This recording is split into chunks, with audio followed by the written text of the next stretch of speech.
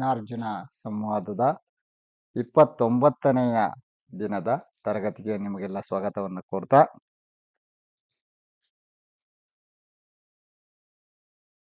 ನಾವು ಹರಿಷಡ್ ವರ್ಗಗಳು ಅಂತ ಏನು ಹೇಳಿದ್ವಿ, ಕಾಮ, ಕ್ರೋಧ, ಲೋಭ, ಮೋಹ, ಮದ ಮತ್ತು ಮಾತ್ಸರ್ಯ ಇವು ಮನುಷ್ಯನ ದೌರ್ಬಲ್ಯದೊಳಗೆ ಅಹಂಕಾರದ ಮುದ್ರೆಯನ್ನು ಅಡಗಿ ಅವು ನಮ್ಮನ್ನು ಈ ರೂಪವಾಗಿ ಅಂದರೆ ಷಡ್ ರೂಪವಾಗಿ ಕೂತಿರ್ತವೆ ಅನ್ನೋದನ್ನ ನಾವು ಒಂದೊಂದಾಗಿ ನೋಡ್ತಾ ಹೋಗೋಣ. ಸೊ ಕಾಮ ಅಂದ್ರೆ ಪ್ರೀತಿ. ಸೊ ತನ್ನ ಅಗತ್ಯಗಳನ್ನ ಪೂರೈಸುವ ಹೆಸರಿನಲ್ಲಿ ಮತ್ತು ವೇಷದಲ್ಲಿ ಅಹಂಕಾರವು ಮನುಷ್ಯನನ್ನು ನಿರಂತರವಾಗಿ ಆತ್ಮತೃಪ್ತಿಯನ್ನು ಹುಡುಕುವಂತೆ ಮಾಡುತ್ತದೆ.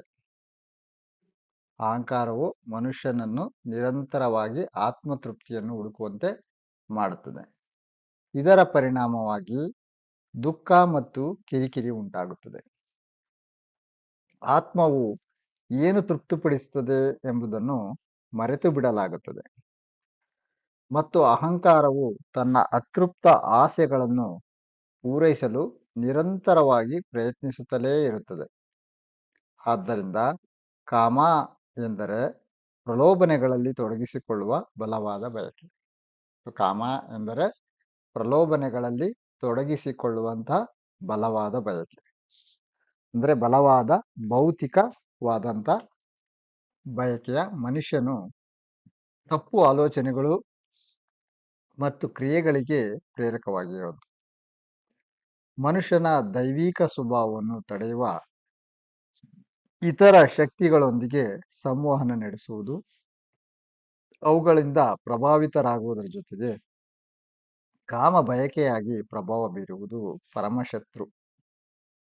ಕಾಮ ಬಯಕೆಯಾಗಿ ಪ್ರಭಾವ ಬೀರುವುದು ಪರಮಶತ್ರುವಾಗಿ. ಪರಿಪೂರ್ಣ ಉದಾಹರಣೆ ಎಂದರೆ ದುರ್ಯೋಧನ. ಅವನ ಇಂದ್ರಿಯ ಪ್ರದೇಶ ಅಥವಾ ಆನಂದದ ಒಂದು ಇಂಚಿಂಚನ್ನು ಸಹ ಹಂಚಿಕೊಳ್ಳಲು ಇಷ್ಟವಿಲ್ಲದಿರುವುದು ಕುರುಕ್ಷೇತ್ರ ಯುದ್ಧಕ್ಕೆ ಕಾರಣವಾಯಿತು. ಸೊ ದುರ್ಯೋಧನ ಭೌತಿಕ ಬಯಕೆಯನ್ನು ಹೇಗೆ ಅಂದರೆ, ಒಂದು ಇಂಚನ್ನು ಸಹಿತ, ಒಂದು ಸೂಜಿಯ ಮನೆಯಷ್ಟು ಜಾಗವನ್ನು ಸಹಿತ ನಾನು ಪಾಂಡವರಿಗೆ ಕೊಡಲ್ಲ ಅನ್ನೋದು ದುರ್ಯೋಧನನ ಒಂದು ಆಸೆಯ ಪರಾಕಾಷ್ಠತೆಯಾಗಿತ್ತು. ಅದೇ ಕುರುಕ್ಷೇತ್ರ ಯುದ್ಧಕ್ಕೆ ಕಾರಣವಾಗಿತ್ತು. ಯುದ್ಧದಲ್ಲಿ ಉಗ್ರ ದೃಢ ಸಂಕಲ್ಪದೊಂದಿಗೆ ಪಾಂಡವರು ಸ್ವಲ್ಪ ಮಟ್ಟಿಗೆ ಮಾತ್ರ ತಮ್ಮ ರಾಜ್ಯವನ್ನು ಮರಳಿ ಗೆಲ್ಲಲು ಸಾಧ್ಯವಾಯಿತು. ಯುದ್ಧ ಮಾಡಿದ್ರು ಸಹಿತ ಅವರು ಸಂಪೂರ್ಣ ರಾಜ್ಯವನ್ನೇನು ಕುರುಕ್ಷೇತ್ರವನ್ನು ಅವರು ಪಡ್ಕೊಳ್ಳಿಲ್ಲ. ಅದು ನಮ್ಗೆ ಗೊತ್ತಿರುವಂಥ ವಿಷಯ. ಹಾಗಾಗಿ ಯುದ್ಧದಲ್ಲಿ ಉಗ್ರ ದೃಢ ಸಂಕಲ್ಪದೊಂದಿಗೆ ಪಾಂಡವರು ಸ್ವಲ್ಪ ಮಟ್ಟಿಗೆ ಮಾತ್ರ ತಮ್ಮ ರಾಜ್ಯವನ್ನು ಮರಳಿ ಗೆಲ್ಲಲು ಸಾಧ್ಯವಾಯಿತು. ಕಾಮ ಅಥವಾ ಕಾಮಭರಿತ ಬಯಕೆಯು ಇತರ ಕೌರವ ಶಕ್ತಿಗಳಿಂದ ಬೆಂಬಲಿತವಾಗಿದ್ದು, ಮನುಷ್ಯನ ಇಂದ್ರಿಯ ಸಾಧನಗಳನ್ನು ಅವರ ಅತ್ಯಂತ ಕೆಳಮಟ್ಟದ ಪ್ರವೃತ್ತಿಗಳ ಅಭಿವ್ಯಕ್ತಿಗೆ ಭ್ರಷ್ಟಗೊಳಿಸುತ್ತದೆ. ಕಾಮದ ಬಲವಾದ ಪ್ರಭಾವದ ಅಡಿಯಲ್ಲಿ ಬುದ್ಧಿವಂತ ಪುರುಷರು ಕತ್ತೆಗಳು, ಮಂಗಗಳು, ಮೇಕೆಗಳು ಮತ್ತು ಹಂದಿಗಳಂತೆ ವರ್ತಿಸುತ್ತಾರೆ ಎಂದು ಹಿಂದೂ ಧರ್ಮಗ್ರಂಥಗಳಲ್ಲಿ ಕಲಿಸಲಾಗಿದೆ.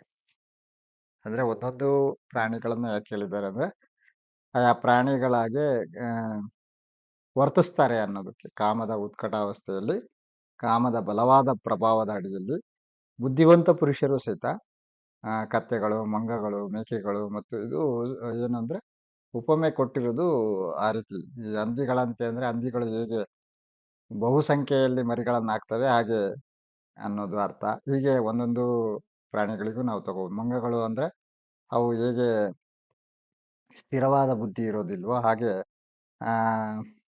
ಕಾಮದಲ್ಲಿ ಈ ಇಂದ್ರಿಯಗಳಿಂದ ಚಂಚಲತೆ ಹೊಂದೋದಕ್ಕೆ ಮಂಗಗಳನ್ನು ತಗೊಂಡಿದ್ದಾರೆ. ಹಾಗೆ ಕತ್ತೆಗಳು, ಮೇಕೆಗಳು ಹಾಗೆ ನಾವು ಅರ್ಥ ಮಾಡ್ಕೋಬಹುದು. ಕಾಮವು ಸುಖ ಅಥವಾ ತೃಪ್ತಿಯನ್ನು ಅರಸುತ್ತಾ ಯಾವುದೇ ಅಥವಾ ಎಲ್ಲ ಇಂದ್ರಿಯಗಳ ದುರುಪಯೋಗಕ್ಕೆ ಅನ್ವಯಿಸುತ್ತದೆ. ಕಾಮವು ಸುಖ ಅಥವಾ ತೃಪ್ತಿಯನ್ನು ಅರಸುತ್ತಾ ಯಾವುದೇ ಅಥವಾ ಎಲ್ಲ ಇಂದ್ರಿಯಗಳ ದುರುಪಯೋಗಕ್ಕೆ, ಅಂದ್ರೆ ಕಾಮದಲ್ಲಿ ಎಲ್ಲ ಇಂದ್ರಿಯಗಳ ಇನ್ವಾಲ್ವ್ಮೆಂಟ್ ಇರುತ್ತೆ, ಹಾಗಾಗಿ ಎಲ್ಲ ಇಂದ್ರಿಯಗಳ ದುರುಪಯೋಗಕ್ಕೆ ಅನ್ವಯಿಸುತ್ತದೆ. ದೃಷ್ಟಿಯ ಇಂದ್ರಿಯಗಳ ಮೂಲಕ ಮನುಷ್ಯನು ಭೌತಿಕ ವಸ್ತುಗಳ ಮೇಲೆ ಆಸೆ ಪಡಬಹುದು. ದೃಷ್ಟಿಯ ಇಂದ್ರಿಯಗಳ ಮೂಲಕ ಮನುಷ್ಯನು ಭೌತಿಕ ವಸ್ತುಗಳ ಮೇಲೆ ಆಸೆ ಪಡಬಹುದು. ಶ್ರವಣದ ಇಂದ್ರಿಯಗಳ ಮೂಲಕ ಅವನು ತನ್ನ ಭೌತಿಕ ಸ್ವಭಾವವನ್ನು ಪ್ರಚೋದಿಸುವ ಧ್ವನಿಗಳು ಮತ್ತು ಸಂಗೀತದಂತಹ ಶ್ರೋತ್ರದ ಸಿಹಿ, ನಿಧಾನ, ವಿಷ ಮತ್ತು ಕಂಪಿಸುವ ಶಬ್ದಗಳನ್ನು ಹಂಬಲಿಸುತ್ತಾನೆ. ಸೊ ಒಂದೊಂದು ಇಂದ್ರಿಯಗಳಿಗೆ ಒಂದೊಂದು ಅತ್ಯಂತ ಬಯಕೆಗಳನ್ನ ವ್ಯಕ್ತಪಡಿಸ್ತಾನೆ ಅಂತ. ವಾಸನೆಯ ಕಾಮದ ಆನಂದದ ಮೂಲಕ ಅವನು ತಪ್ಪು ಪರಿಸರಗಳು ಮತ್ತು ಕ್ರಿಯೆಗಳ ಕಡೆಗೆ ಆಕರ್ಷಿತನಾಗುತ್ತಾನೆ. ಆಹಾರ ಮತ್ತು ಪಾನೀಯಗಳ ಮೇಲಿನ ಕಾಮವು ಆರೋಗ್ಯವನ್ನು ಬಲಿಕೊಟ್ಟು ತನ್ನ ಅಭಿರುಚಿಯನ್ನು ಮೆಚ್ಚಿಸಲು ಕಾರಣವಾಗುತ್ತದೆ. ಆಹಾರ ಮತ್ತು ಪಾನೀಯಗಳ ಮೇಲಿನ ಕಾಮವು ಆರೋಗ್ಯವನ್ನು ಬಲಿಕೊಟ್ಟು ತನ್ನ ಅಭಿರುಚಿಯನ್ನು ಮೆಚ್ಚಿಸಲು ಕಾರಣವಾಗುತ್ತದೆ. ಸ್ಪರ್ಶದ ಇಂದ್ರಿಯಗಳ ಮೂಲಕ ಅವನು ಅತಿಯಾದ ದೈಹಿಕ ಸೌಕರ್ಯವನ್ನು ಬಯಸುತ್ತಾನೆ ಮತ್ತು ಸೃಜನಶೀಲ ಲೈಂಗಿಕ ಪ್ರಚೋದನೆಯನ್ನು ದುರುಪಯೋಗಪಡಿಸಿಕೊಳ್ಳುತ್ತಾನೆ. ಕಾಮವು ಅಹಂಕಾರ, ಮನುಷ್ಯನಲ್ಲಿರುವ ನಾನು, ನನ್ನದು ಎಂಬ ಅಂಶಗಳನ್ನು ತೃಪ್ತಿಪಡಿಸುವ ಸಂಪತ್ತು, ಸ್ವಾಭಿಮಾನ, ಅಧಿಕಾರ, ಪ್ರಾಬಲ್ಯ ಎಲ್ಲದರಲ್ಲೂ ತೃಪ್ತಿಯನ್ನು ಬಯಸುತ್ತದೆ. ಕಾಮಭರಿತ ಬಯಕೆಯು ಅಹಂಕಾರ, ಮಾನವ ಮಾತ್ರ ವಿಕಾಸದ ಏಣಿಯು ಅತ್ಯಂತ ಕೆಳಮೆಟ್ಟಿಲು. ಏನ್ ಹೇಳ್ತಾರೆ? ಕಾಮಭರಿತ ಬಯಕೆಯು ಅಹಂಕಾರ, ಮಾನವ ಮಾತ್ರ ವಿಕಾಸದ ಏಣಿಯ ಅತ್ಯಂತ ಕೆಳಮೆಟ್ಟಿಲು ಅಂತ ಹೇಳ್ತಾರೆ. ತನ್ನ ಅತೃಪ್ತ ಉತ್ಸಾಹದ ಬಲದಿಂದ ಕಾಮವು ಒಬ್ಬರ ಸಂತೋಷ, ಆರೋಗ್ಯ, ಮಿದುಳಿನ ಶಕ್ತಿ, ಚಿಂತನೆಯ ಸ್ಪಷ್ಟತೆ, ಸ್ಮರಣೆ ಮತ್ತು ತಾರತಮ್ಯದ ನಿರ್ಣಯವನ್ನು ನಾಶ ಮಾಡಲು ಇಷ್ಟಪಡುತ್ತದೆ. ಸೊ ಕನ್ಕ್ಲೂಷನ್ ಮಾಡ್ತಾರೆ ಗುರುಜಿಯವರು, ಈ ಕಾಮಭರಿತ ಬಯಕೆ ಹೇಗೆ ನಮ್ಮನ್ನ ಎಲ್ಲಾ ರೀತಿಯಲ್ಲೂ ಹಾಳು ಮಾಡುತ್ತೆ ಅನ್ನೋದನ್ನ ತೋರಿಸ್ತಾ ಹೋಗ್ತಾರೆ. ಹಿಂದೆ ಒಂದು ಶ್ಲೋಕ ಹೇಳಿದ್ದೆ, ನಿಮಗೆ ನೆನಪಿರ್ಬೋದು. ಸ್ಮೃತಿ ಮೇಧ ಆಯುರ್ ಆರೋಗ್ಯ ಪುಷ್ಟಿ ಯಶೋ ಬಲೈಹಿ ಅಧಿಕ ಮಂದ ಜರಾಸು ಭವಂತಿ ಸ್ತ್ರೀಷು ಸಂಯತಾಹ ಅಂತ ಆಯುರ್ವೇದದಲ್ಲೂ ಸಹಿತ ಈ ಕಾಮದ ಇಚ್ಛೆಯನ್ನ ನಷ್ಟಗಳನ್ನೇ ಹೇಳ್ತಾರೆ. ಅದನ್ನೇ ಇಲ್ಲಿ ಗುರುಜಿಯವರು ಕೊಟ್ಟಿದ್ದಾರೆ. ಸ್ಮೃತಿ, ಸ್ಮರಣೆ, ಮೇಧ ಅಂದ್ರೆ ಮಿದುಳಿನ ಒಂದು ಶಕ್ತಿ, ಆಯು ಅಂದ್ರೆ ಆಯಸ್ಸು ಕಡಿಮೆ ಆಗುವಂಥದ್ದು, ಆರೋಗ್ಯ ಹಾಳಾಗುವಂಥದ್ದು, ಅದನ್ನು ಮತ್ತೆ ಪುಷ್ಟಿ, ದೇಹ ಪುಷ್ಟಿನೂ ಕಡಿಮೆ ಆಗ್ತಾ ಬರುತ್ತೆ. ಯಶಸ್ಸು, ಅವ್ರ ಜೀವನದಲ್ಲಿ ಯಶಸ್ವಿ ಆಗೋದಿಲ್ಲ, ಅವರು ತಮ್ಮ ಜೀವನೋಪಾಯದಲ್ಲಿ ಯಶಸ್ವಿ ಆಗಲ್ಲ, ಇಂದ್ರಿಯಗಳ ಬಲಗಳು ನಾಶ ಆಗ್ತವೆ.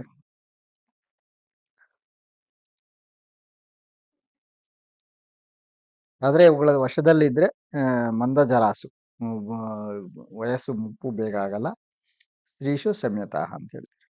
ಸೊ ಹಾಗಾಗಿ ಕಾಮದ ಬಯಕೆ ಒಂದು ಆಧ್ಯಾತ್ಮ ವಿಕಸನಕ್ಕೆ ಒಂದು ಬಲವಾದ ಅಂತ ಒಂದು ಅಡೆತಡೆಯನ್ನ ಒಡ್ಡೋದ್ರಲ್ಲಿ, ಕೆಳಮಟ್ಟಕ್ಕೆ ತಳ್ಳೋದ್ರಲ್ಲಿ ಸಹಾಯಕ ಆಗುವಂಥದ್ದು. ಸೊ ಮುಂದಿಂದು ಕೋಪ. ಕೋಪ ನಿರಾಶೆಗೊಂಡ ಬಯಕೆಯು ಕೋಪಕ್ಕೆ ಕಾರಣ ಆಗುತ್ತದೆ. ನಿರಾಶೆಗೊಂಡ ಬಯಕೆಯು ಕೋಪಕ್ಕೆ ಕಾರಣ ಆಗುತ್ತದೆ. ಇದು ಮುಂದೆ ನಮಗೆ ಮತ್ತೆ ಡಿಟೇಲ್ ಬರುತ್ತೆ. ಕಾಮಾತ್ ಕ್ರೋಧೋ ಅಭಿಜಾಯತೆ, ಕಾಮಾತ್ ಕ್ರೋಧೋ ಅಭಿಜಾಯತೆ ಅಂತ ಮುಂದೆ ಬರುತ್ತೆ. ಕ್ರೋಧಾತ್ ಮೋಹ, ಮೋಹಾತ್ ಸ್ಮೃತಿಭ್ರಂಶ, ಸ್ಮೃತಿಭ್ರಂಶಾತ್ ಬುದ್ಧಿನಾಶ, ಬುದ್ಧಿನಾಶಾತ್ ಸರ್ವ ಪ್ರಣಶ್ಯತಿ ಅಂತ ಮುಂದೆ ಶ್ಲೋಕದಲ್ಲಿ ಬರುತ್ತೆ. ಅದನ್ನೇ ಇಲ್ಲಿ ಸ್ವಲ್ಪ ಶಾರ್ಟ್ ಆಗಿ ಗುರುಜಿಯವರು ತಗೊಂಡಿದ್ದಾರೆ, ಮುಂದೆ ಬರುತ್ತೆ. ಅಂದ್ರೆ ಯಾವಾಗಲೂ ಕೋಪ ಹೇಗೆ, ಯಾರಿಗೆ ಬರುತ್ತೆ, ಯಾಕೆ ಬರುತ್ತೆ ಅನ್ನೋದನ್ನ ಕೊಟ್ಟಿದ್ದಾರೆ. ಕಾಮಾತ್ ಕ್ರೋಧ ಅಭಿಜಾಯತೆ, ಕಾಮದಿಂದ ಕ್ರೋಧ ಬರುತ್ತೆ. ಯಾವುದೋ ಒಂದು ನಮಗೆ ಆಸೆ, ಡಿಸೈರ್ ಇರುತ್ತೆ, ಆ ಡಿಸೈರ್ ನಮಗೆ ಆ ಕ್ಷಣಕ್ಕೆ ಫುಲ್ಫಿಲ್ ಆಗಲಿಲ್ಲ ಅಂದ್ರೆ, ಅದು ಪೂರ್ತಿ ಆಗಲಿಲ್ಲ ಅಂದ್ರೆ ಆಗ ಸಹಜವಾಗಿ ನಮಗೆ ಕೋಪ ಬರುತ್ತೆ. ಕೋಪ ಬರೋದ್ರ ಹಿನ್ನೆಲೆ ನಮ್ಮ ಒಳಗಿನ ಕಾಮವೇ ಅಂದ್ರೆ ಆಸೆ, ಭೌತಿಕ ಆಸೆ ಅಥವಾ ಯಾವ್ದಾದ್ರು ಆಸೆ ಆಗಿರ್ಬೋದು. ಆ ಕ್ಷಣಕ್ಕೆ ಅದು ನಮ್ಮ ನೇರಕ್ಕೆ ಈಡೇರಲಿಲ್ಲ ಅಂದಾಗ ಸಹಜವಾಗಿ ಕೋಪ ಬರುತ್ತೆ. ಹಾಗಾಗಿ ನಿರಾಶೆಗೊಂಡ ಬಯಕೆಯು ಕೋಪಕ್ಕೆ ಕಾರಣವಾಗುತ್ತದೆ. ಹೀಗೆ ಕುರುಡು ಇಂದ್ರಿಯ ಮನಸ್ಸಿನ ರಾಜ ಧೃತರಾಷ್ಟ್ರನ ಮೊದಲ ಮಗ ದುರ್ಯೋಧನ ಭೌತಿಕ ಬಯಕೆ, ಅವನ ಎರಡನೆಯ ಮಗ ಅಂದ್ರೆ ದುರ್ಯೋಧನನ ಹತ್ತಿರದ ಸಹೋದರ ದುಶ್ಯಾಸನ.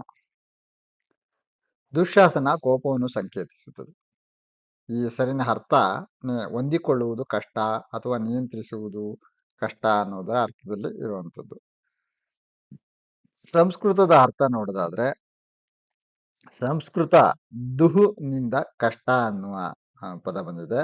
ಮತ್ತು ಶಾಸ್ ಅಂದ್ರೆ ಹೊಂದಿಕೊಳ್ಳುವುದು ಅಥವಾ ನಿಯಂತ್ರಿಸುವುದು. ಅಂದ್ರೆ ಹೊಂದಿಕೊಳ್ಳುವುದು, ನಿಯಂತ್ರಿಸುವುದು ಕಷ್ಟ ಅನ್ನುವುದು ಆ ಪದದ ಶಾಬ್ದಿಕ ಅರ್ಥ. ಮಹಾಭಾರತದಲ್ಲಿ ಸಂಪೂರ್ಣವಾಗಿ ತಿರಸ್ಕಾರಾರ್ಹ ದುಶ್ಯಾಸನವು ಕೋಪದ ದುಷ್ಟತನವನ್ನು ಚೆನ್ನಾಗಿ ನಿರೂಪಿಸುತ್ತದೆ. ಗೀತೆಯ 2ನೇ ಅಧ್ಯಾಯದಲ್ಲಿ ಕೃಷ್ಣನು ಅರ್ಜುನನಿಗೆ ವಿವರಿಸುವುದೇನೆಂದರೆ, ಕೋಪವು ತಪ್ಪು ಮಾಡುವವರನ್ನು ಭ್ರಮೆಯಲ್ಲಿ ಆವರಿಸುತ್ತದೆ. ಅದು ನಂತರ ಆತ್ಮದ ಸರಿಯಾದ ನಡವಳಿಕೆಯ ಸ್ಮರಣೆಯನ್ನು ಅಸ್ಪಷ್ಟಗೊಳಿಸುತ್ತದೆ. ಇದು ತಾರತಮ್ಯದ ಸಾಮರ್ಥ್ಯದ ಕೊಳೆಯುವಿಕೆಗೆ ಕಾರಣವಾಗುತ್ತದೆ. ಬುದ್ಧಿವಂತಿಕೆಯು ಈ ಗೊಂದಲದ ಸರಿಯಾದ ನಡವಳಿಕೆಯು ನಾಶವು ಅನುಸರಿಸುತ್ತದೆ. ಅಂದ್ರೆ ಬುದ್ಧಿವಂತಿಕೆಯ ನಾಶ ಆಗುತ್ತದೆ.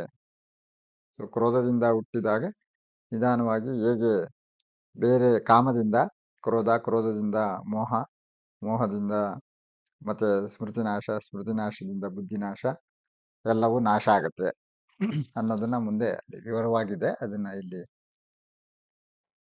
ಸಂಕ್ಷೇಪವಾಗಿ ಕೊಟ್ಟಿದ್ದಾರೆ. ಕೋಪವು ತನ್ನ ಶಾಂತಿಯನ್ನು ಹಾಳು ಮಾಡುವ, ವಿವೇಚನೆಯನ್ನು ಕುರುಡಾಗಿಸುವ, ಆರೋಗ್ಯವನ್ನು ಹಾಳು ಮಾಡುವ ನಡವಳಿಕೆಯನ್ನು ಹಲವು ರೂಪಗಳಲ್ಲಿ ಪ್ರದರ್ಶಿಸುತ್ತದೆ. ಅಸಹನೆ, ಹಿಂಸೆ, ಕಿರಿಕಿರಿ, ಆಂತರಿಕ ಸಿಟ್ಟು, ಅಸೂಯೆ, ಅಸಮಾಧಾನ, ದುರುದ್ದೇಶಪೂರಿತ ಕೋಪ, ಉತ್ಕಟ ಕೋಪ, ಬಾಲಿಶ ಮತ್ತು ಬಾಹ್ಯ ಕೋಪ, ಲೂಸಿಫರ್ ಕೋಪ, ಹಿಂಸೆ ಮತ್ತು ನೀಚತನದಲ್ಲಿ ಪೈಶಾಚಿಕವಾಗಿರುವಂಥದ್ದು, ದೀರ್ಘಕಾಲದ ಕೋಪದ ಅಭ್ಯಾಸದಿಂದ ಉಂಟಾಗುವ ಕಡಿಮೆ ಅಥವಾ ಯಾವುದೇ ಬಾಹ್ಯ ಪ್ರಚೋದನೆಯಿಂದ ಉಂಟಾಗುವ ಕೋಪದ ಅಲೆಗಳು, ಮತ್ತು ಇಂದಿನ ಜೀವನದ ಕೆಟ್ಟ ಕರ್ಮದಿಂದ ಆಳವಾಗಿ ಬೇರೂರಿರುವ ಕೋಪ. ಕೋಪವು ಸಮರ್ಥನೀಯವೆಂದು ಹೇಳಲಾಗಿದ್ದರೂ ನೀತಿವಂತ ಕೋಪ ಎಂದು ಕರೆಯಲ್ಪಡುವುದಾದರೂ ಅದು ಎಂದಿಗೂ ಶಾಂತ ತಾರತಮ್ಯದ ತೀರ್ಪು ಮತ್ತು ಕ್ರಿಯೆಯ ಸ್ಥಾನವನ್ನು ತೆಗೆದುಕೊಳ್ಳಲಾರದು. ಹೀಗೆ ಕೋಪ ಹಲವಾರು ರೀತಿಯಲ್ಲಿ ವ್ಯಕ್ತ ಆಗುತ್ತೆ ಅನ್ನೋದನ್ನ ಹೇಳ್ತಾರೆ. ಅದಕ್ಕೆ ಸರ್ವಜ್ಞನ ಒಂದು ವಚನ ನಂಗೆ ಈಗ ನೆನಪಾಗುತ್ತೆ. ಕೋಪವೆಂಬುದು ತಾನು ಪಾಪದ ನೆಲೆಗಟ್ಟು, ಕೂಪದಳು ನೇಣು ಹರಿದಂತೆ ನರಕಕ್ಕೆ ಕೋವಿ ತಾನಿಳಿವ ಸರ್ವಜ್ಞ ಅಂತ ಒಂದು ಸರ್ವಜ್ಞನ ವಚನ ನೆನಪಾಗುತ್ತೆ. ಸೊ ಹಾಗಾಗಿ ಕೋಪ ಎಂಬುದು ತಾನು ಪಾಪದ ನೆಲೆಗಟ್ಟು, ಪಾಪಕ್ಕೆ ನೆಲೆಗಟ್ಟು ಆಗೋದು. ಮುಂದೆನೂ ಒಂದ್ ಕಡೆ ಬರುತ್ತೆ ಭಗವದ್ಗೀತೆಯಲ್ಲಿ, ಕಾಮ ಏಷ ಕ್ರೋಧ ಏಷ ರಜೋಗುಣ ಸಮುದ್ಭವ ಅಂತ ಬರುತ್ತೆ. ಕಾಮ ಮತ್ತು ಕ್ರೋಧ ರಜೋಗುಣದಿಂದ ಬರುವಂಥದ್ದು ಅಂತ. ಆಮೇಲೆ ಕ್ರೋಧ, ಕಾಮ, ಇವು ಮೂರು, ಕಾಮ, ಕ್ರೋಧ ಮತ್ತು ಲೋಭಗಳು ನರಕದ 3 ದ್ವಾರಗಳು ಅಂತ ಮುಂದೇನು ಬರುತ್ತೆ, ಗೀತೆಯಲ್ಲಿ ಹೇಳಲಾಗಿದೆ. ಮುಂದೆ ಮೂರನ್ನು ಬಿಡಬೇಕು. ನರಕದ ದ್ವಾರಗಳು ಯಾವ್ದು ಅಂತಂದ್ರೆ ಕಾಮ, ಕ್ರೋಧ, ಲೋಭ ಅಂತ ಮುಂದೆ ರೆಫರೆನ್ಸಸ್ ಇದೆ. ಸೊ ಅನೇಕ ರೀತಿಯ ನಮಗೆ ಸಂಶೋಧನೆಗಳು ಆಗಿದೆ. ಕ್ರೋಧದಿಂದ ಏನೇನು ಆಗತ್ತೆ ಅನ್ನೋದು, ಆರೋಗ್ಯ ಕೆಡುತ್ತೆ ಅನ್ನೋದು ಸಹ ಸತ್ಯವಾದ ಮಾತು. ಇವಾಗಿನ ಸೈಕಾಲಜಿಯಲ್ಲೂ ತುಂಬಾ ಅಧ್ಯಯನಗಳು ಸಹಿತ ಆಗಿದ್ದಾವೆ, ಕ್ರೋಧದಿಂದ ಏನೇನು ಆಗತ್ತೆ ಅಂತ. ಆಕ್ಚುಲಿ ರೋಗಗಳಿಗೆ ಕಾರಣ ಆಯುರ್ವೇದ ಹೇಳೋದು ಮೊದಲನೆಯ ಇದರಲ್ಲಿ ಹೇಳೋದು ರಾಗಾದಿ ರೋಗ ಅನ್ನತ್ತೆ. ಅಂದ್ರೆ ರಾಗಗಳಿಂದನೇ ರೋಗ ಬರೋದು ಅಂತ. ರಾಗ ಅಂದ್ರೆ ಇವೆ, ಕಾಮ, ಕ್ರೋಧ, ಮೋಹ, ಲೋಭ, ಮದ, ಮಾತ್ಸರ್ಯ, ಇವುಗಳೇ ನಮಗೆ ರೋಗ ಬರೆಸುತ್ತೆ ಅನ್ನೋದು ಆಯುರ್ವೇದ ಮೊದಲನೆಯ ಪಾಠದ, ಅಂದ್ರೆ ಆಯುರ್ವೇದದ ಮೊದಲನೆಯ ಶ್ಲೋಕನೇ ಶುರುವಾಗದೆ ರಾಗಾದಿ ರೋಗ. ಅಂದ್ರೆ ರೋಗದ ಮೂಲ ಇರೋದು ನಮ್ಮ ರಾಗಗಳಲ್ಲಿ ಅಂತ ಹೇಳುತ್ತೆ. ನಮ್ಮ ರಾಗಗಳಲ್ಲಿ ಅದು ಮತ್ತೆ ಅದು ಎಲ್ಲ ವಿಸ್ತಾರವಾಗಿ ತೆಗೆದುಕೊಳ್ತಾ ಹೋಗುತ್ತೆ. ಅದು ಮುಂದೆ ನೋಡೋಣ ವಿವರವಾಗಿ. ಸೊ ಮುಂದನೇದು ನಿರಾಶೆ ಅಥವಾ ದುರಾಸೆ, ಸಾರಿ, ಲೋಭ. ಅಹಂಕಾರವು ಒಬ್ಬನನ್ನು ತನ್ನ ಇಚ್ಛೆಗಳಿಗೆ ಗುಲಾಮನನ್ನಾಗಿ ಮಾಡುತ್ತದೆ. ಇದರಿಂದಾಗಿ ಅವನು ತನ್ನ ಪರಿಕಲ್ಪನೆಗಳು ಮತ್ತು ವಸ್ತುಗಳ ಕಲ್ಪನೆಗಳಲ್ಲಿ ಬೇರು ಊರಿರುವ ದೋಷಗಳನ್ನು ಪರಿಶೀಲಿಸಲು ಮತ್ತು ನಿರ್ಣಯಿಸಲು ವಿಫಲನಾಗುತ್ತಾನೆ. ಈ ಪ್ರಭಾವದ ಅಡಿಯಲ್ಲಿ ಅವನು ಕರ್ತವ್ಯ ಅಥವಾ ಸರಿಯಾದ ನಿರ್ಧಾರತೆಗೆ ವರ್ತಿಸುವುದಿಲ್ಲ, ಆದರೆ ಶಿಸ್ತಿನ ಇಚ್ಛೆಗಳನ್ನು ಪೂರೈಸಲು ವರ್ತಿಸುತ್ತಾನೆ. ಬಾಲ್ಯದಿಂದಲೂ ಹೆಚ್ಚಿನ ವ್ಯಕ್ತಿಗಳು ತಮ್ಮ ಅಹಂಕಾರದಿಂದ ನಿಯಂತ್ರಿಸಲ್ಪಡುತ್ತಿರುವಂತೆ ಷರತ್ತು ವಿಧಿಸಲಾಗಿದೆ ಮತ್ತು ಅದರಿಂದ ಅವರ ಭಾವನೆಗಳಿಂದ ನಡೆಸಲ್ಪಡುತ್ತದೆ ಮತ್ತು ನಿಗದಿತ ಇಷ್ಟ ಅನಿಷ್ಟಗಳಿಂದ ಮಾರ್ಗದರ್ಶಿಸಲ್ಪಡುತ್ತದೆ. ಉಚ್ಚಾಟಿಕೆ, ಇಷ್ಟ ಅನಿಷ್ಟಗಳು ಮತ್ತು ಇಷ್ಟ ಅನಿಷ್ಟಗಳಿಗೆ ಗುಲಾಮಗಿರಿಯು ಲೋಭ, ದುರಾಸೆ. ದುರಾಸೆ ಸ್ವಾಧೀನಪಡಿಸಿಕೊಳ್ಳುವ ಬಯಕೆ, ಅಗತ್ಯ ಅವಶ್ಯಕತೆಗಳು ಮತ್ತು ಅನಗತ್ಯ ಅಗತ್ಯಗಳ ನಡುವೆ ಮನಸ್ಸಿನ ಗೊಂದಲ. ದುರಾಸೆ ಅನ್ನೋದೇನು? ಸ್ವಾಧೀನಪಡಿಸಿಕೊಳ್ಳುವ ಬಯಕೆ, ಅಗತ್ಯ ಅವಶ್ಯಕತೆಗಳು ಮತ್ತು ಅನಗತ್ಯ ಅಗತ್ಯಗಳ ನಡುವೆ ಮನಸ್ಸಿನ ಗೊಂದಲ. ಕೌರವ ಯೋಧರಾದ ಕರ್ಣ ಮತ್ತು ವಿಕರ್ಣರು, ಈಗಾಗಲೇ ನಾವು ನೋಡಿದ್ದೀವಿ, ಭೌತಿಕ ಕ್ರಿಯೆಗಳ ಮೇಲಿನ ಮೋಹ ಮತ್ತು ಅಹಿತಕರ ವಿಷಯಗಳ ಮೇಲಿನ ವಿಕರ್ಷಣೆಯ ಇಷ್ಟ ಅನಿಷ್ಟಗಳಿಗೆ ಮೂಲ ಎಂದು ಈಗಾಗಲೇ ವಿವರಿಸಲಾಗಿದೆ. ಆದ್ದರಿಂದ ಅಹಂಕಾರದ ದೋಷಗಳಲ್ಲಿ ಕರ್ಣ ಮತ್ತು ವಿಕರ್ಣರು ಲೋಭ ಅಥವಾ ದುರಾಸೆಯನ್ನು ಪ್ರತಿನಿಧಿಸುತ್ತಾರೆ. ದುರಾಸೆಯು ಅತ್ಯಂತ ಸಾಮಾನ್ಯ ರೂಪವೆಂದರೆ ಮನುಷ್ಯನ ಆಹಾರದ ಮೇಲಿನ ಅನಿಯಂತ್ರಿತ ಹಸಿವು. ಆದರೆ ಈ ಕೆಳಗಿನ ತತ್ವಗಳು ಅಹಂಕಾರದ ಹೊಟ್ಟೆಬಾಕತನ ಯಾವುದೇ ಅಭಿವ್ಯಕ್ತಿಗೆ ಸಮಾನವಾಗಿ ಅನ್ವಯಿಸುತ್ತದೆ. ಅದರ ಪ್ರಭಾವದ ಶಕ್ತಿಯನ್ನು ಅವಲಂಬಿಸಿ ದುರಾಸೆಯು ತಣಿಸಲಾಗದ ಹೊಟ್ಟೆಬಾಕನಂತ ಆಗಿರಬಹುದು. ದೇಹವು ಚೆನ್ನಾಗಿ ಆಹಾರ ಸೇವಿಸಿದಾಗಲೂ ಆಹಾರದ ಆಲೋಚನೆ ಮತ್ತು ಬಯಕೆಯ ಮೇಲೆ ವಾಸಿಸುವ ಮಾನಸಿಕ ಬಾಂಧವ್ಯ, ಆರೋಗ್ಯವು ಹಾಳಾಗುವವರೆಗೂ ತಣಿಸಲಾಗದ ಪ್ರಬಲ ದುರಾಸೆ, ಅಂದರೆ ಅತಿಯಾಗಿ ತಿನ್ನುವುದು, ತಪ್ಪಾಗಿ ತಿನ್ನುವುದು, ಹೀಗೆ ಮಾಡುವುದರ ಪರಿಣಾಮಗಳನ್ನು ಸಂಪೂರ್ಣವಾಗಿ ತಿಳಿದುಕೊಳ್ಳುವುದು.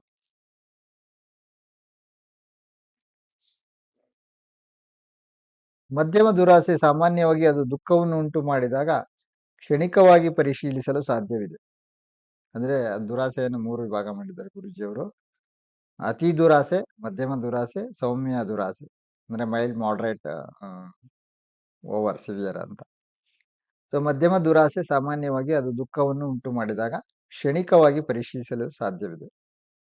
ಸೌಮ್ಯ ದುರಾಸೆ ಸಾಮಾನ್ಯವಾಗಿ ನಿರುಪದ್ರವ ಭೋಗ ಎಂದು ಲೇಬಲ್ ಮಾಡಲಾಗಿದೆ, ಅಂದರೆ ಅದನ್ನ ತೆಗೆದುಕೊಳ್ಳಲಾಗಿದೆ, ಪರಿಗಣಿಸಲಾಗಿದೆ, ಆದರೆ ಅದು ಎಂದಿಗೂ ಹಾಗೆ ಆಗುವುದಿಲ್ಲ. ಅತ್ಯಂತ ದುರಾಸೆ ಮತ್ತು ದುರಾಸೆಯ ಪ್ರದರ್ಶನದಲ್ಲಿ ದುರಾಸೆಯು ಕಳ್ಳತನ, ಅಪ್ರಾಮಾಣಿಕತೆ, ವಂಚನೆ, ಇತರ ಯೋಗಕ್ಷೇಮವನ್ನು ಬಲಿಕೊಟ್ಟು ಸ್ವಾರ್ಥ ಸಾಧನೆಗೆ ಕಾರಣವಾಗುತ್ತದೆ.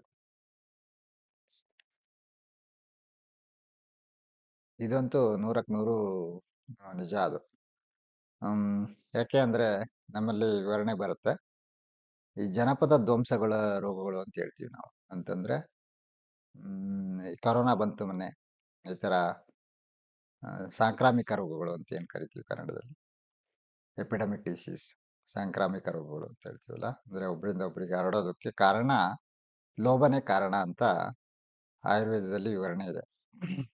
ಸತ್ಯಯುಗ, ತ್ರೇತಾಯುಗ, ದ್ವಾಪರ ಯುಗ, ಕಲಿಯುಗ, 4 ಯುಗಗಳು ಇರುತ್ತೆ. ಸತ್ಯಯುಗದಲ್ಲಿ ಯಾರಿಗೂ ಯಾವುದೂ ರೋಗ ಇರಲ್ಲ, ಎಲ್ಲರೂ ದೈವಿ ಅಂಶ ಸಂಭೂತರಾಗಿರ್ತಾರೆ, ಎಲ್ಲರಿಗೂ ಇಂದ್ರಿಯ ನಿಗ್ರಹ ಇರುತ್ತೆ, ಎಲ್ಲರೂ ಸರಿಯಾಗಿ ವರ್ತಿಸ್ತಾ ಇರ್ತಾರೆ. ಹಾಗಾಗಿ 400 ವರ್ಷಗಳ ಆಯುಸ್ಸು ಇರುತ್ತೆ. ತ್ರೇತಾಯುಗದಲ್ಲಿ 300 ವರ್ಷ, ಆಮೇಲೆ ದ್ವಾಪರ ಯುಗದಲ್ಲಿ 200 ವರ್ಷ, ಈಗ ಕಲಿಯುಗದಲ್ಲಿ 100 ವರ್ಷ. ಅಂದ್ರೆ 100 ವರ್ಷ ಕಡಿಮೆ ಆಗ್ತಾ ಬಂದಿದೆ, ಒಂದೊಂದು ಪಾದ ಕಡಿಮೆ ಆಗ್ತಾ ಬಂದಿದೆ ಅಂತ ವಿವರಣೆ ಇದೆ. ಕಾಯಿಲೆ ಎಲ್ಲಿಂದ ಶುರುವಾಯ್ತು ಅಂದ್ರೆ ಸತ್ಯಯುಗದಲ್ಲಿ ಕಾಯಿಲೆನೇ ಇರಲಿಲ್ಲ, ಯಾವ ಹಾಸ್ಪಿಟ್ಲ್ಗಳು ಇರಲಿಲ್ಲ, ಯಾವ ಕೋರ್ಟ್ ಕಚೇರಿಗಳು ಇರಲಿಲ್ಲ, ಯಾವ ಪೊಲೀಸರು ಇರಲಿಲ್ಲ. ಹಾಗಾದ್ರೆ ಶುರುವಾಗಿದ್ದಲ್ಲಿ ತ್ರೇತಾಯುಗದಿಂದ. ತ್ರೇತಾಯುಗದಲ್ಲಿ ಕೆಲವು ಧನಿಕರು ಹಣದ ಆಸೆಗೋಸ್ಕರ ಏನ್ ಮಾಡಿದ್ರು, ಆಮ್, ಲೋಭ, ಸುಳ್ಳು ಹೇಳೋದು, ಅದರಿಂದ ಒಂದೊಂದೇ ಕಾಯಿಲೆಗಳು ಶುರುವಾಯಿತು. ಅಂದ್ರೆ ಕಾಯಿಲೆ ಶುರುವಾಗಿದ್ದು ಮಾನಸಿಕವಾಗಿ ಲೋಭದಿಂದನೇ. ಲೋಭದಿಂದ ಆಸೆಯಿಂದ ಹಣವನ್ನು ಸಂಚಯ ಮಾಡೋದು, ಸುಳ್ಳು ಹೇಳೋದು, ದ್ರೋಹ ಮಾಡೋದು, ಇನ್ನೊಬ್ಬರಿಗೆ ತೊಂದರೆ ಮಾಡೋದು, ಇದೆಲ್ಲ ಶುರುವಾಯಿತು. ಅದಕ್ಕೆ ಇಲ್ಲಿ ಹೇಳಿದ್ದಾರೆ, ಇತರರ ಯೋಗಕ್ಷೇಮವನ್ನು ಬಲಿಕೊಟ್ಟು ಸ್ವಾರ್ಥ ಸಾಧನೆಗೆ ಕಾರಣವಾಗುತ್ತದೆ. ಮನುಷ್ಯನು ದುರಾಸೆಯಿಂದ ತನ್ನನ್ನು ತಾನು ವಶಪಡಿಸಿಕೊಳ್ಳಲು ಬಿಟ್ಟರೆ ಅವನ ಜೀವನ ಮತ್ತು ಆತ್ಮವು ದುಃಖದಿಂದ ನಾಶವಾಗುತ್ತೆ ಮತ್ತು ಛಿದ್ರಗೊಳ್ಳುತ್ತದೆ. ಸೊ ಇವಾಗಿಂದ ದುರಾಸೆ ಎಷ್ಟರ ಮಟ್ಟಿಗೆ ಇದೆ ಅಂತಂದ್ರೆ, ಇವತ್ತು ನಾವು ಹಿಂದೆ ನೋಡಿದಷ್ಟು ನಮ್ಮ ಫೀಲ್ಡಲ್ಲಿ ಹೇಳತ್ತೀನಿ, ನಮಗೆ ಗೊತ್ತಿಲ್ಲ ಬೇರೆ ಫೀಲ್ಡು, ಇಷ್ಟೊಂದು ಹಾಸ್ಪಿಟ್ಲ್ಗಳು ಇರಲಿಲ್ಲ. ಇವತ್ತು ಹಾಸ್ಪಿಟ್ಲ್ಗಳ ಸಂಖ್ಯೆ ಜಾಸ್ತಿ ಆಗ್ತಾ ಇದೆ, ರೋಗಗಳ ಸಂಖ್ಯೆನೂ ಜಾಸ್ತಿ ಆಗ್ತಾ ಇದೆ. ಆದರೆ ಆರೋಗ್ಯ ಮಾತ್ರ ಮರೀಚಿಕೆಯಾಗೇ ಇದೆ ಜನಗಳಿಗೆ. ಹೆಲ್ತ್ ಫಾರ್ ಆಲ್ ಫಾರ್ 2000 ಅಂದರು, 2025 ಆದರೂ ಹೆಲ್ತ್ ಫಾರ್ ಆಲ್ ಫಾರ್ 2025ಗೂ ಬರಲಿಲ್ಲ. ಅಫ್ಕೋರ್ಸ್ ನಾವು ಸರ್ವೇ ಜನ ಸುಖಿನೋ ಭವಂತು ಅಂತೀವಿ, ಇಲ್ಲ. ಆದರೆ ಮುಖ್ಯವಾಗಿ ಲೋಭನೇ ಕಾರಣ ಆಗಿರುವಂಥದ್ದು. ಕೃಷ್ಣನು ಭಕ್ತ ಅರ್ಜುನನಿಗೆ ನರಕಕ್ಕೆ ತ್ರಿವಳಿ ದ್ವಾರಗಳು ಕಾಮ, ಕ್ರೋಧ ಮತ್ತು ಲೋಭ ಎಂದು ಎಚ್ಚರಿಸುತ್ತಾನೆ. ಆದ್ದರಿಂದ ಇವುಗಳನ್ನು ತ್ಯಜಿಸಬೇಕು. ಮುಂದೆ ಬರುತ್ತೆ ಅದು. ಇನ್ನ ಭ್ರಮೆ, ಅಹಂನ ಈ ದೋಷವು ಆತ್ಮದ ವಿಕಸನ ಮತ್ತು ಅಭಿವ್ಯಕ್ತಿಯನ್ನು ನಿಗ್ರಹಿಸುತ್ತದೆ. ಅಹಂ ಎಂಬುದು ಹುಸಿ ಆತ್ಮ ಅಥವಾ ಭ್ರಮೆಯು ಪ್ರಭಾವದಲ್ಲಿರುವ ಪ್ರಜ್ಞೆ. ಆತ್ಮ ಮತ್ತು ಅಹಂ ಕ್ರಮವಾಗಿ ಬೆಳಕು ಮತ್ತು ಕತ್ತಲೆಯಂತೆ ಒಟ್ಟಿಗೆ ಬದುಕಲು ಸಾಧ್ಯವಾಗುವುದಿಲ್ಲ. ಅಹಂ ಮತ್ತು ಆತ್ಮ ಎರಡು ವ್ಯಕ್ತಿನಿಷ್ಠವಾಗಿ ಜಾಗೃತ ಅಸ್ತಿತ್ವಗಳಾಗಿವೆ. ಆದರೆ ಅಹಂ ಹುಟ್ಟಿ ನಿಯಮಾಧೀನವಾಗಿದೆ, ಆತ್ಮವು ಅಮರ ಮತ್ತು ಬೇಷರತ್ತಾಗಿದೆ. ಅಹಂ ವಯಸ್ಸು, ರಾಷ್ಟ್ರೀಯತೆ, ಇಷ್ಟಾನಿಷ್ಟಗಳು, ರೂಪ, ಸ್ವಾಧೀನ, ಖ್ಯಾತಿಯ ಬಯಕೆ, ವ್ಯಕ್ತಿತ್ವ, ಹೆಮ್ಮೆ, ಬಾಂಧವ್ಯದಿಂದ ಇವು ಸುತ್ತರಿಯಲ್ಪಟ್ಟಿದೆ. ಭಾವನೆ, ಇಚ್ಛೆ ಮತ್ತು ಅರಿವಿನ ಸಾಧನಗಳ ಮೂಲಕ ಅವನನ್ನು ತನ್ನ ದೇಹ ಮತ್ತು ಪರಿಸರದೊಂದಿಗೆ ಸಂಪರ್ಕಿಸುವುದು. ಮನುಷ್ಯನ ಒಳಗಿನ ಪ್ರಜ್ಞೆ ಅಹಂಕಾರವನ್ನು ಕಳೆಯುವುದರಿಂದ ಭೌತಿಕ ಮನುಷ್ಯನು ಸ್ವಯಂ ಪ್ರಜ್ಞೆ ಹೊಂದಲು ಸಾಧ್ಯವಿಲ್ಲ ಎಂಬುದು ನಿಜ. ಆದ್ದರಿಂದ ಅಹಂಕಾರವು ಅದರ ಬಂಧಿಸುವ ಆಂತರಿಕ ಮತ್ತು ಬಾಹ್ಯ ಪರಿಸರದಿಂದ ದೀರ್ಘಕಾಲ ಬೇರ್ಪಡಿಸಲು ಸಾಧ್ಯವಿಲ್ಲ ಎಂಬುದು ನಿಜ.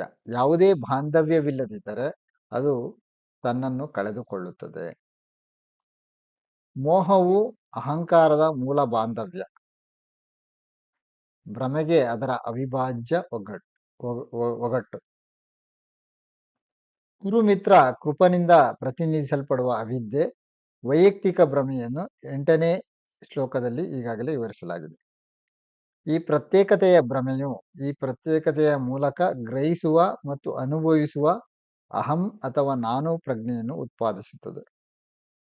ಮೋಹವು ಈ ಭ್ರಮೆಗೆ ಅಹಂಕಾರದ ಬಾಂಧವ್ಯವಾಗಿದ್ದು ಮನಸ್ಸು ಕತ್ತಲೆಯಾಗುತ್ತದೆ. ಸತ್ಯ ಮತ್ತು ವಾಸ್ತವವನ್ನು ಗ್ರಹಿಸಲು ಸಾಧ್ಯವಾಗುವುದಿಲ್ಲ. ಮೋಹ ಎಂಬ ಪದದ ಅರ್ಥ ಭ್ರಮೆ, ಅಜ್ಞಾನ, ದಿಗ್ಭ್ರಮೆ. ಆದರೆ ಇದರ ಜೊತೆಗೆ ಇದು ಶತ್ರುವನ್ನು ದಿಗ್ಭ್ರಮೆಗೊಳಿಸಲು ಬಳಸುವ ಮಾಂತ್ರಿಕ ಕಲೆ ಎಂದರ್ಥ. ಮಹಾಭಾರತದ ರೂಪಕದಲ್ಲಿ ಮೋಹವನ್ನು ಕುರು ಶಕುನಿ ಪ್ರತಿನಿಧಿಸುತ್ತಾನೆ. ಕೂಡರಾಜ ಧೃತರಾಷ್ಟ್ರನ ಮೊದಲ ಪತ್ನಿ ಗಾಂಧಾರಿಯ ಸಹೋದರ ಶಕುನಿ.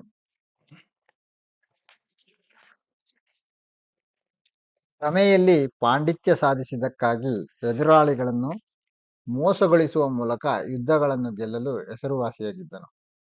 5 ಪಾಂಡವರನ್ನು ಪಣಕ್ಕಿಡುವ ಆಟಕ್ಕೆ ಸವಾಲು ಹಾಕುವಂತೆ ದುರ್ಯೋಧನನನ್ನು ಒತ್ತಾಯಿಸಿದ್ದು ಶಕುನಿಯ ಸಲಹೆಗಾರ. ಶಕುನಿ ದಾಳ ಎಸೆದನು ಮತ್ತು ಚತುರ ವಂಚನೆಯಿಂದ ದುರ್ಯೋಧನನಿಗೆ ಪಾಂಡವರಿಂದ ಎಲ್ಲವನ್ನೂ ಗೆದ್ದನು. ಪಾತ್ರಗಳ ಸಂಕೇತವನ್ನು ಅರ್ಥ ಮಾಡಿಕೊಂಡಾಗ ರೂಪಕದ ಅರ್ಥವನ್ನು ತಪ್ಪಿಸಿಕೊಳ್ಳಲಾಗುವುದಿಲ್ಲ. ಭ್ರಮೆಯು ಇಂದ್ರಿಯ ಪ್ರಲೋಭನೆಗಳು ಮತ್ತು ಭೌತಿಕ ಆಮಿಷಗಳ ಪಗಡೆಯ ಆಟದ ಮೂಲಕ ಆತ್ಮ ಮತ್ತು ಅದರ ದೈವಿಕ ತಾರತಮ್ಯದ ಗುಣಗಳನ್ನು ದೈಹಿಕ ರಾಜ್ಯದಿಂದ ಹೊರಹಾಕಲಾಗುತ್ತದೆ. ಇಲ್ಲಿ ಭ್ರಮೆ ಏನ್ ಮಾಡುತ್ತೆ? ಇಂದ್ರಿಯ ಪ್ರಲೋಭನೆಗಳು ಮತ್ತು ಭೌತಿಕ ಆಮಿಷಗಳ ಪಗಡೆಯ ಆಟದ ಮೂಲಕ ಆತ್ಮ ಅದರ ದೈವಿಕ ತಾರತಮ್ಯದ ಗುಣಗಳನ್ನು ದೈಹಿಕ ರಾಜ್ಯದಿಂದ ಹೊರಹಾಕಲಾಗುತ್ತದೆ. ನಂತರ ಮನುಷ್ಯನ ಪ್ರಜ್ಞೆಯನ್ನು ಅದರ 6 ದೋಷಗಳೊಂದಿಗೆ ಅಹಂ ಆಳುತ್ತದೆ. ಈ ರೀತಿ ಹೊರಗೆ ಹಾಕೋದ್ರಿಂದ ಏನಾಗುತ್ತೆ? ಮನುಷ್ಯನ ಪ್ರಜ್ಞೆಯನ್ನು ಅದರ 6 ದೋಷಗಳೊಂದಿಗೆ ಅಹಂ ಆಳುತ್ತದೆ. ಅಂದ್ರೆ 6 ದೋಷಗಳು ಇವೇನಿದಾವೆ, ಕಾಮ, ಕ್ರೋಧ, ಮೋಹ, ಲೋಭ ಮತ್ತು ಮದ ಇದಾವಲ್ಲ, ಇವು ಅರಿಷಡ್ ವರ್ಗಗಳು ಅಂತ ಹೇಳಿದೆ ನಾನು. 6 ಅರಿಗಳು 3 ಅದರ ಮರಿಗಳು ಅಂತ ನಾನು ಹಿಂದೆ ಒಂದು ಲೇಖನ ಬರೆದಿದ್ದೆ ಒಂದು ಪತ್ರಿಕೆಯಲ್ಲಿ. 6 ಅರಿಗಳು, ಅರಿ ಅಂದ್ರೆ ಶತ್ರುಗಳು, 3 ಅದರ ಮರಿಗಳು ಅಂದ್ರೆ ವಾತಪಿತ್ತ ಕಫಗಳ ದೇಹದಲ್ಲಿ ಅಸಮತೋಲನ ಆಗಿ ರೋಗ ಬರೋದಕ್ಕೂ ಅದೇ ಕಾರಣ ಅಂತೇಳಿ, ಅದು ನಿಮಗೆ ಬೇಕಾದ್ರೆ ಆಮೇಲೆ ಶೇರ್ ಮಾಡ್ತೀನಿ ನಿಮ್ಮ ಗ್ರೂಪಲ್ಲಿ. 6 ಷಡ್ ವರ್ಗಗಳನ್ನ ಬರ್ತಿದ್ದೀನಿ, ಲೇಖನ ಹಿಂದೆ ಬರ್ತಿದ್ದೀನಿ. ಸ್ವಲ್ಪ ಅದು ಯಾವಾಗಾದ್ರೂ ನಿಮಗೆ ಶೇರ್ ಮಾಡೋಣ.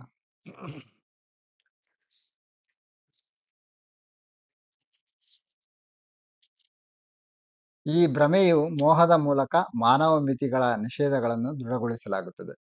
ಅಹಂಕಾರವು ಮನುಷ್ಯರಿಗೆ ಅವರು ಮಾಡಬಹುದಾದ ಕೆಲವು ಸಕಾರಾತ್ಮಕ ವಿಷಯಗಳ ಪ್ರಜ್ಞೆಯನ್ನು ನೀಡುವುದಲ್ಲದೆ, ಮನುಷ್ಯರು ತಾವು ಮಾಡಲು ಸಾಧ್ಯವಿಲ್ಲ ಎಂದು ಭಾವಿಸುವ ಮಿತಿಗಳ ಪ್ರಜ್ಞೆಯೊಂದಿಗೆ ನಕಾರಾತ್ಮಕವಾಗಿ ಪ್ರಭಾವ ಬೀರುತ್ತದೆ. ಇದು ಅಹಂಕಾರದ ಆಡಳಿತದ ಅಧೀನದಲ್ಲಿರುವ ಅತ್ಯಂತ ಅಪಾಯಕಾರಿ ಅಂಶವಾಗಿದೆ, ಏಕೆಂದರೆ ಇದು ನಿಜವಾದ ಆತ್ಮದ ಸಂಭಾವ್ಯ, ಸರ್ವಜ್ಞ ಮತ್ತು ಸರ್ವಶಕ್ತ ಶಕ್ತಿಯನ್ನು ತಡೆಯುತ್ತದೆ. ಭ್ರಮೆಯು ಈ ಮೋಹವನ್ನು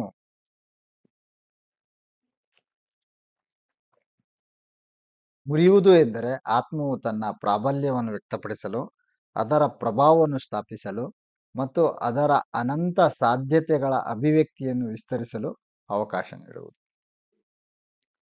ಹೀಗೆ ಮೋಹವನ್ನ ಹೇಳಲಾಗಿದೆ. ಸೊ ಮದ ಮತ್ತು ಮುಂದಿದ್ದು